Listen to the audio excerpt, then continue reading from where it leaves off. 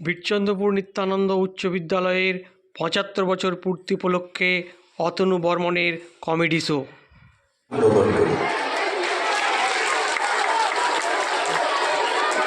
আপনারা সবাই দেখেছেন যে আমি মিরাক্কেলে প্রায় বদভ্যাসের মতো একটা কথা বলতাম, তবে যাবার কিন্তু আজ এই এত সুন্দর একটা মঞ্চে উঠেই যদি বলি তবে যাবার আগে, তাহলে আমার কপালে বিপদ আছে। তাই আজ এই বীরচন্দ্রপুরের জন্য বলবো তবে সবার আগে জেলায় জেলায় ঘুরে বেড়াই, নানান পথে হাঁটি, জেলায় জেলায় ঘুরে বেড়াই, নানান পথে হাঁটি,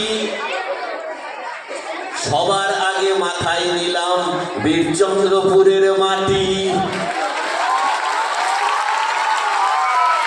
এই মাটি বড় পবিত্র মাটি, এই মাটি নিতাই চাঁদের মাটি। সেই মাটিকে প্রণাম জানিয়ে শুরু করছি আমার অনুষ্ঠান। আজকের এই অনুষ্ঠানে বীরভূমের আঞ্চলিক উপভাষার কবিতা এবং কিছু কৌতুক দিয়ে অনুষ্ঠানটিকে সাজিয়েছি। তো সবার আগে বলি যে আমি কোথাও একা যাই না, আমার সঙ্গে সবসময় দুজন থাকে, খনাদা আর মাতাল মাটি।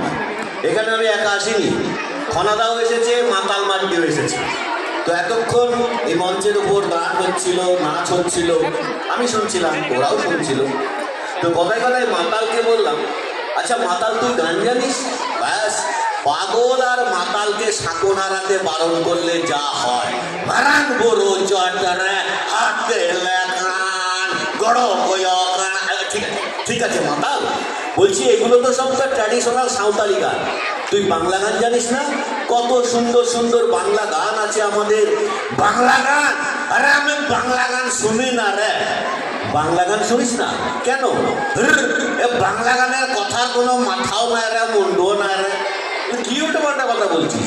বাংলা গানের কথার মাথা মুন্ডু নাই? আরে সেই দিন একটা গান শুনলাম, বলছে যদি কাগজে লিখো নাম, কাগজ ছিঁড়ে যাবে। তারপরে বলছে যদি পাথরে লিখো নাম, পাথর ক্ষয়ে যাবে। তারপরে বলছে যদি হৃদয়ে লিখো না, কি বললাম, সে নাম রয়ে যাবে। তোর মুন্ডু, এই সালা হার্ট অ্যাটাক হয়ে যাবে রে। চিকুকে মনে আছে তো? হ্যাঁ, হায়ার সেকেন্ডারি পরীক্ষা দিয়েছিল, ফেল করেছে। তো মার্কশিটটা নিয়ে যখন ওর বাবার কাছে এলো, ওর বাবা বললো, হারামজাদা পাশের বাড়ির মালতীকে দেখ, স্টার পেয়েছে, মালতীকে দেখ। হ্যাঁ, মালতীকেই তো দেখতাম বাবা। আমি একটা স্কুলে পড়াই, আমার একটি প্রিয় ছাত্র আছে, তার নাম হাবুল কাঠ বাঙাল। এমনিতে হাবুল খুব ভালো ছেলে, কিন্তু অমনিতে একটু গন্ডগোল আছে। মানে ক্লাসে যখন স্যারেরা বা ম্যাডামরা পড়ান, তখন তাদের পড়ানোর ফাঁকে ফাঁকে হাবুলের কিছু না কিছু একটা বলা যায়।